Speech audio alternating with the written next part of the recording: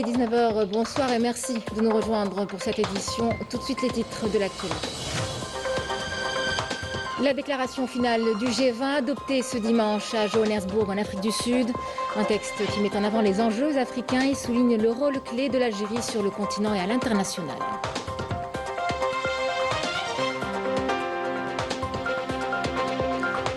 La valorisation des vases accumulés au fond des barrages, l'Algérie s'y intéresse. Une approche qui prolongerait la durée de vie des infrastructures et qui ouvrirait de nouvelles perspectives économiques. Reportage dans quelques instants. Nous nous intéresserons par la suite à la filière du lait à Mila. Elle continue de croître. Plusieurs centaines de milliers de litres sont collectés chaque jour. Un projet qui fournit du lait subventionné et autres produits dérivés.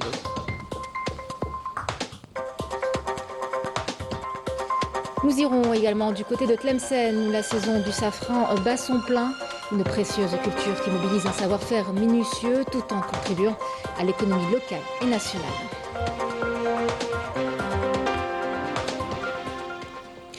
Mesdames, Messieurs, bienvenue à vous. Nous entamons cette édition avec le G20 dont la déclaration finale a finalement été adoptée tout à l'heure à Johannesburg en Afrique du Sud. Après 2 jours de négociations, le texte met en avant les enjeux africains qui sont au cœur du débat. Sur place, experts et journalistes insistent sur le rôle de plus en plus stratégique de l'Algérie dans l'équation africaine et internationale également. Notre envoyé spécial Kamel Suig est sur place pour nous détailler les principaux points de cette déclaration et ce que cela implique pour le continent. Souveraine, maîtrise des minerais stratégiques et transition énergétique, les priorités du continent africain au centre des débats de ce G20. Pour cet expert qui a contribué à l'élaboration de la déclaration finale, le rôle de l'Algérie n'a jamais été aussi important. Algeria is a giant in its region, in the Maghreb region. We have a long association with Algeria on the question of Western Sahara and L'Algérie est un géant du Maghreb. Nous soutenons et respectons ses positions inchangées, notamment dans le dossier du Sahara occidental. L'Afrique a besoin de l'Algérie. L'Algérie et l'Afrique du Sud, 2 moteurs de la croissance du continent qui devraient renforcer davantage leurs échanges, selon cette experte. Ce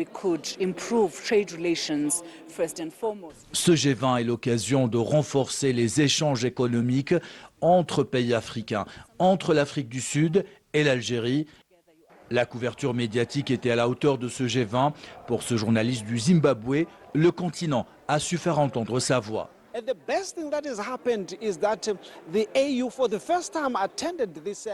Pour la première fois, l'Union africaine est membre de ce G20. Si nous lisons bien la déclaration finale, l'Afrique est mentionnée 80 fois dans ce document. Pour ce journaliste italien, spécialiste des questions africaines, le message est clair. L'Algérie, en tant que puissance régionale, est désormais attendue sur un rôle stratégique entre l'Europe et l'Afrique. L'Algérie occupe aujourd'hui un rôle primordial comme un trait d'union entre l'Europe et le continent africain.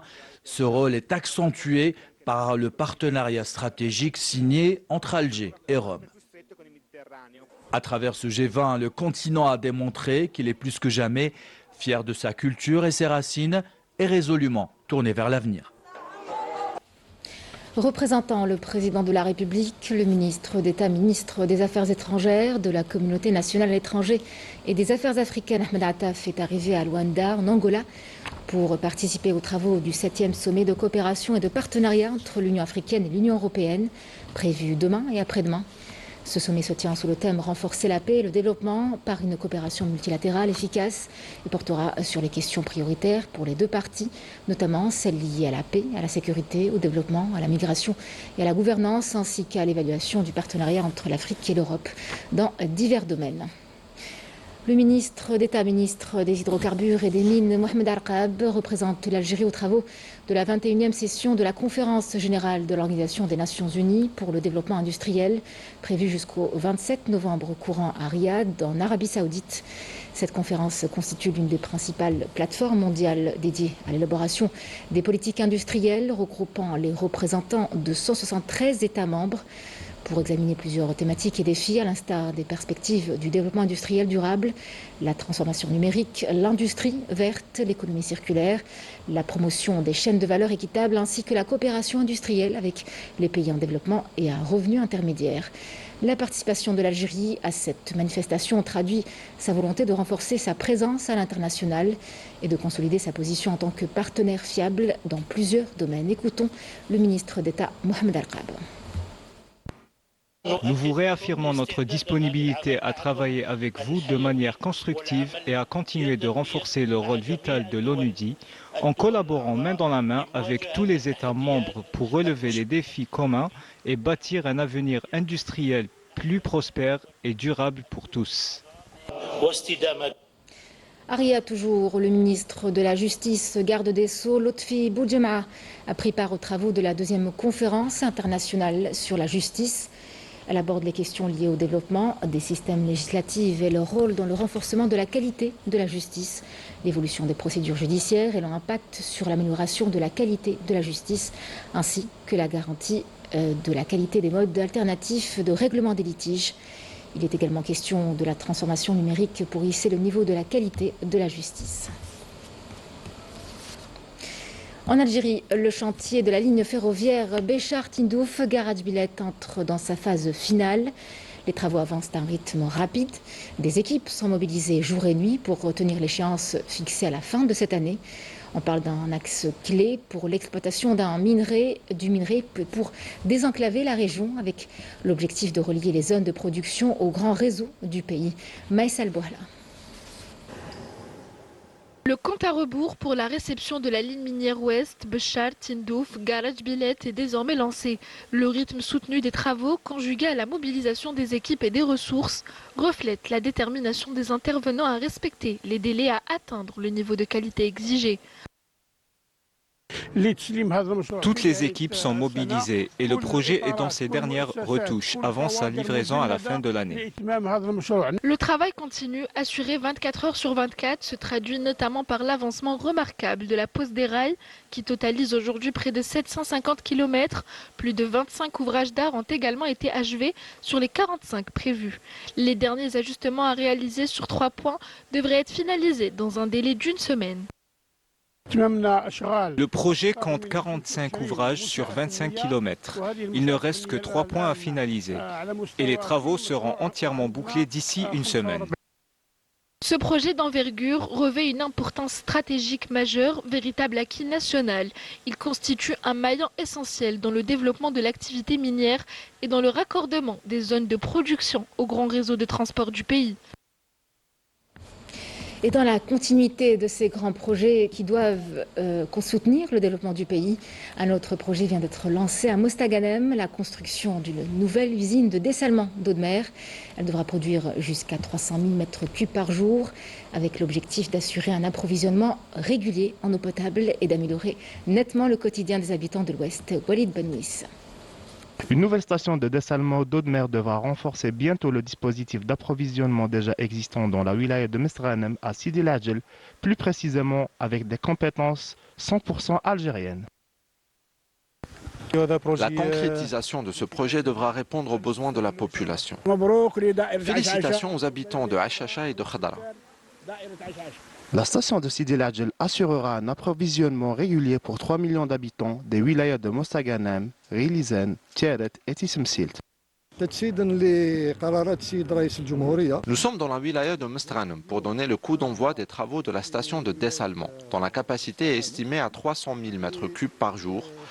Dans une première étape, la production avoisinera les 150 000 m3. Ce projet fait partie du deuxième programme complémentaire qui comprend 6 grandes stations afin d'augmenter la production hydrique à 5,6 millions de mètres cubes par jour, contre 3,5 millions de mètres cubes actuellement.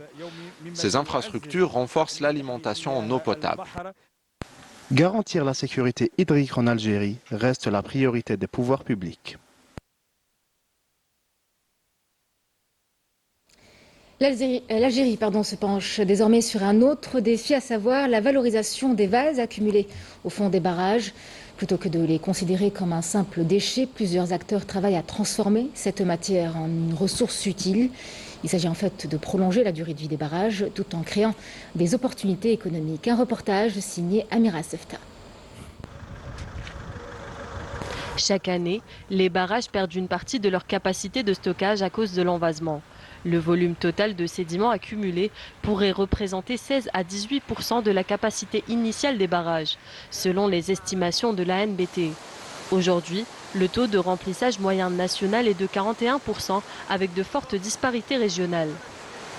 Comme vous le savez, nos barrages souffrent du phénomène d'envasement. Et pour trouver des solutions pérennes et écologiques, on a fait appel à des chercheurs universitaires et des industriels pour transformer cette problématique en opportunité dans le domaine économique et même écologique.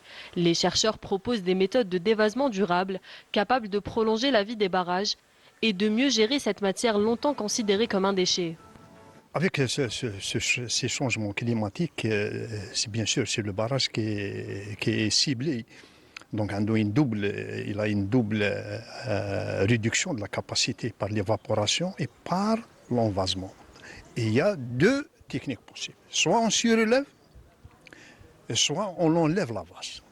Donc, on surélève, il y a pas mal de barrages en Algérie. On est toujours, l'Algérie, c'est le leader, le dévasement. Donc, il y a une dizaine de barrages qui ont été surélevés. Et on a prolongé encore la durée de vie. On a des barrages qui ont un siècle et demi, des barrages qui sont en exploitation actuellement. Le secteur industriel suit le mouvement. La cimenterie Holcim Algérie explore déjà l'intégration de ces vases dans un modèle d'économie circulaire. السدود تاعنا كما قدموها الخبراء يعني راهي Dans certains barrages, l'envasement dépasse les 50%. Au lieu de stocker de l'eau, on se retrouve donc à stocker de la vase.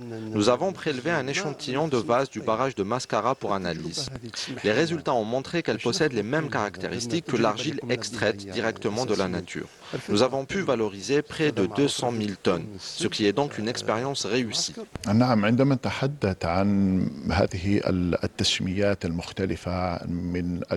Le problème de l'envasement peut être transformé en véritable opportunité.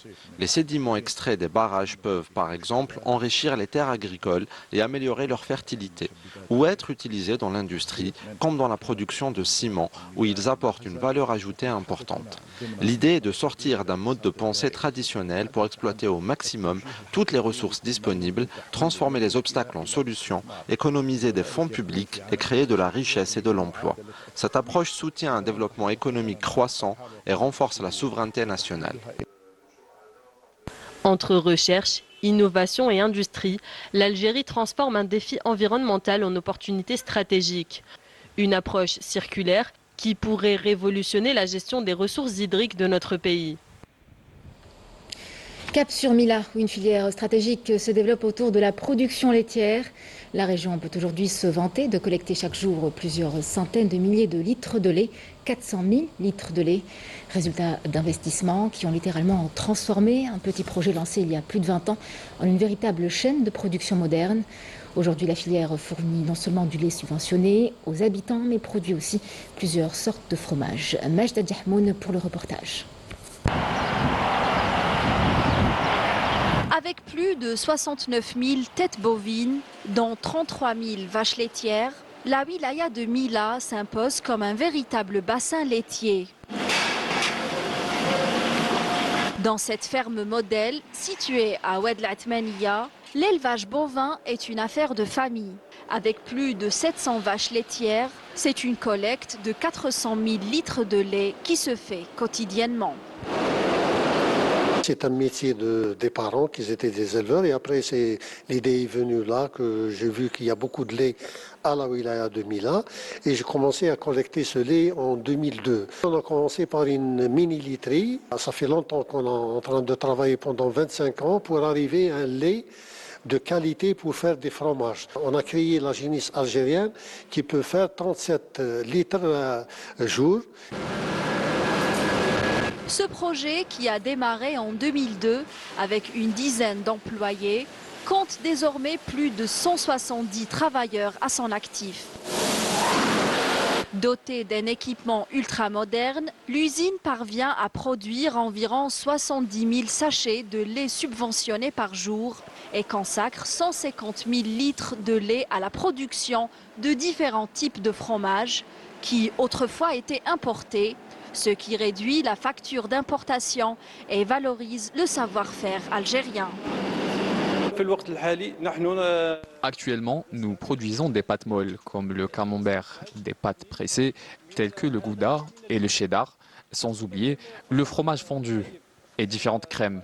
Le contrôle de qualité est rigoureux. En effet, nous sommes certifiés ISO 22000, ce qui garantit le respect des normes internationales de sécurité alimentaire, de la collecte du lait jusqu'au produit fini. Notre production est 100% algérienne.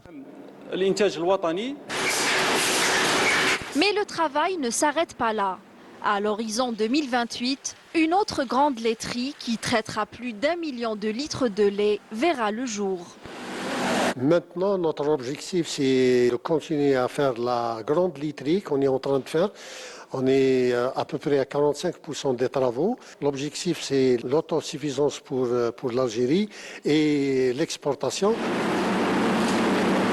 Un modèle de réussite qui fait la fierté de Mila et qui est appelé à rayonner au-delà de ses frontières, notamment après l'acquisition de 300 vaches laitières d'ici fin décembre et l'entrée en activité de la nouvelle grande laiterie. Tournons-nous à présent vers Tlemcen, où la saison du safran est à son apogée. Une culture rare et précieuse qui mobilise chaque fermier avec savoir-faire et dont la qualité repose sur un travail rigoureux à chaque étape de la récolte au séchage. Un projet qui valorise les agriculteurs et transforme cette culture en véritable atout économique pour la région, mais aussi pour le pays. Anis Chir. À Tlemcen, la saison de la récolte du safran bat son plein. Dès les premières heures du matin, les ouvriers de l'unité de production agricole Hamadouche à Chatouane entament un travail minutieux. Cueillir à la main les fleurs de ce précieux produit surnommé à juste titre l'or rouge. Une filière encore jeune, mais qui affiche déjà des résultats encourageants. La première année, notre production était abondante. Et cette année, elle a été encore meilleure, 3 à 4 fois plus importante que l'année précédente. C'est grâce à l'expérience que nous avons acquise et à un travail plus technique, nous avons formé chaque ouvrier à effectuer une tâche bien précise, une machine bien huilée, car nous n'avons qu'un seul mois pour cueillir le safran. Nous n'avons donc pas le droit à l'erreur. Un point essentiel, la multiplication des bulbes. Plus elles sont nombreuses, plus la production du safran augmente, assurant un rendement plus élevé. Respecter les étapes de cueillette et de conditionnement du safran est essentiel pour préserver sa qualité et sa valeur. Chaque geste compte pour garantir un produit authentique. Arrivés en fin de chaîne, les 3 stigmates de chaque fleur de safran entament leur dernière transformation. Les producteurs les déposent d'abord sur du papier, puis les laissent sécher dans un lieu ventilé. En 2 ou 3 jours, le safran perd toute humidité et se durcit. Vient ensuite l'étape du conditionnement. Les stigmates sont placés dans de petits flacons en verre hermétique. Il est impératif de ne pas les ouvrir afin de permettre au safran d'achever naturellement son affinage, de développer son arôme et d'intensifier sa couleur.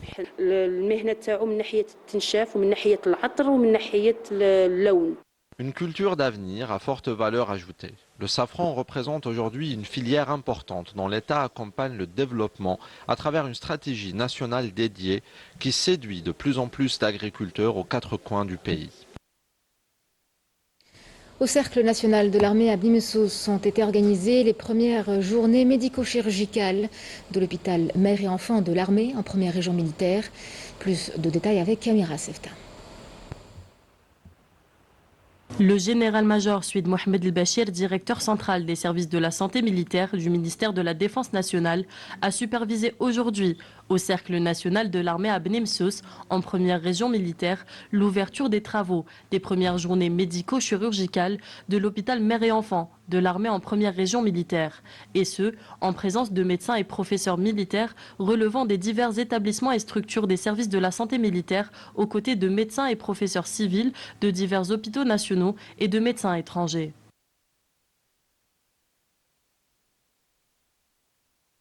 Lors de son allocution d'ouverture, le général-major Souid Mohamed El-Bachir, directeur central des services de santé militaire, a indiqué que la mission des services de la santé militaire dépasse le cadre purement médical, soulignant qu'elle englobe la préparation opérationnelle, la protection des citoyens en cas de crise et de catastrophe, la formation continue, ainsi que la recherche scientifique. Les services de santé militaire contribuent également à la consolidation du système sanitaire national, notamment à travers l'hôpital mère et enfants de l'armée qui offre des prestations médicales de qualité au personnel de l'armée nationale populaire et à leurs familles. Pour sa part, le directeur général de l'hôpital mère et enfants de l'armée a affirmé que l'organisation de cette rencontre médico-chirurgicale permet de réunir la pluralité des spécialités médicales et la richesse des programmes scientifiques, et ce, à travers l'animation de nombreuses conférences et interventions, offrant aux participants l'occasion de s'enquérir des dernières avancées scientifiques et techniques et l'échange de leurs expériences sur le terrain. Cette manifestation scientifique constitue également une opportunité pour l'échange d'expertise et d'expérience et pour la consolidation des connaissances pratiques dans les domaines médico-chirurgicaux à même d'améliorer les méthodes thérapeutiques et la prise en charge des patients.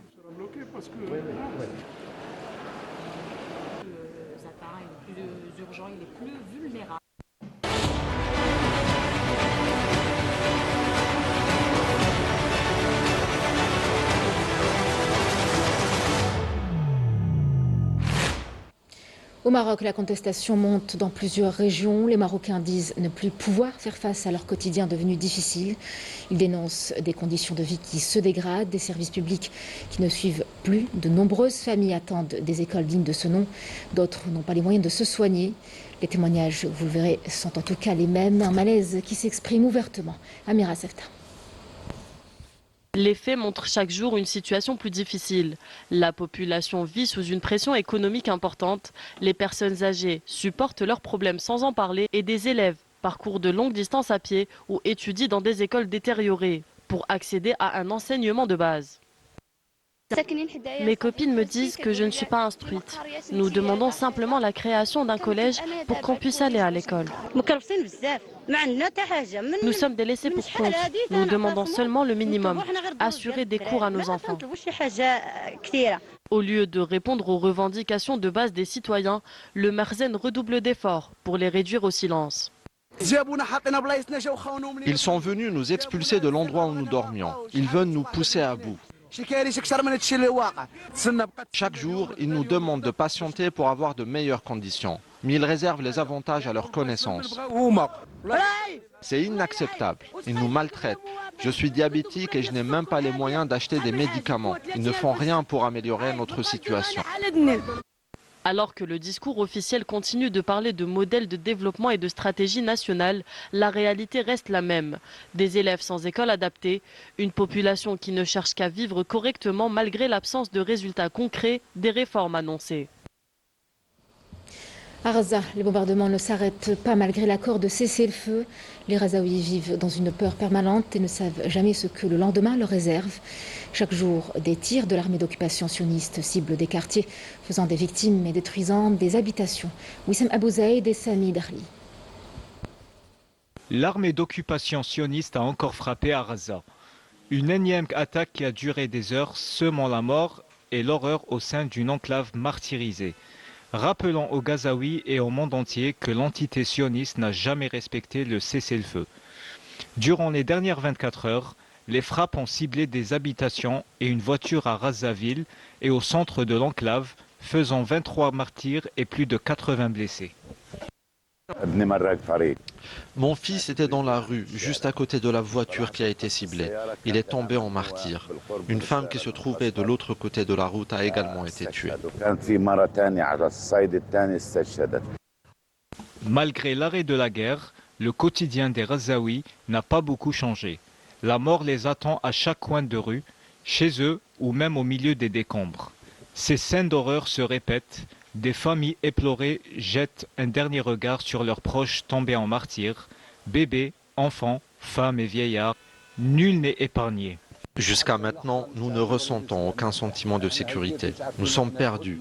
Nous ne savons pas où aller. Même avec le cessez-le-feu, rien n'a changé. À tout moment, l'un d'entre nous peut tomber en martyr. Depuis l'entrée en vigueur de l'accord de cessez-le-feu le 10 octobre dernier, l'entité sioniste a commis pas moins de 497 violations, ignorant totalement les appels de la communauté internationale au respect des obligations de cessez-le-feu et poursuivant tirs d'artillerie, bombardements, frappes aériennes et invasion de plusieurs parties de l'enclave. Les bombardements se poursuivent à Beit Lahia, Jabalia et dans les régions du sud, empêchant les habitants de dormir à cause des frappes nocturnes. Nous ne savons jamais ce que demain nous réserve. Ainsi, chaque fois qu'une lueur d'espoir se profile pour les Palestiniens, une nouvelle frappe sioniste la détruit aussitôt. La paix à Gaza reste un rêve lointain, tant que l'occupation perdure. Du sport à présent avec les Jeux Olympiques des sourds qui se déroulent à Tokyo, au Japon, jusqu'au 26 du mois en cours, avec la participation de près de 3000 athlètes représentant 70 pays. Après 2 médailles d'argent en judo, c'est au tour du karatéka Hassani Youssef d'offrir une 3e médaille à la délégation algérienne. Rappelons-le, l'Algérie est représentée par 15 athlètes dans 3 disciplines, à savoir le karaté, l'athlétisme et le judo. Des athlètes qui comptent bien améliorer la moisson de Rio 2022 avec un total de 4 médailles déjà. En football, le sélectionneur de l'équipe nationale à prime, Majid Bouguerra, a retenu 23 joueurs en prévision de la Coupe arabe FIFA Qatar 2025, prévue du 1er au 18 décembre à Doha. C'est ce qu'a annoncé aujourd'hui la Fédération algérienne de football sur son site officiel. La liste est marquée par la convocation du milieu offensif Yassine Brahimi ainsi que des 2 attaquants, Yassine Benzia et Adam Ounas, qui faisaient partie de l'équipe nationale A. Au Qatar, les Verts tenants du trophée joueront dans le groupe D aux côtés de l'Irak ainsi que des vainqueurs des barrages Bahreïn-Djibouti et Liban-Soudan, prévus mercredi prochain. Après la belle victoire du CRB en match comptant pour la première journée du groupe C, c'est au tour du 2e représentant algérien, à savoir l'USM Alger, de disputer son premier match de la phase de poule pour la 4e fois de suite. Les Rouges et Noirs affronteront ce soir à partir de 20h au stade du 5 juillet le FC San Pedro de Côte d'Ivoire, avec l'ambition d'entamer avec cette phase avec une victoire à domicile.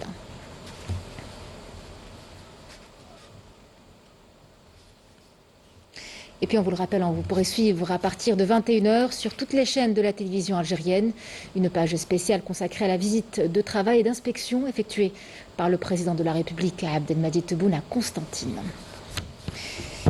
Voilà qui clôture cette édition. Je vous remercie de l'avoir suivi. Je vous souhaite une excellente soirée avec la suite de nos programmes.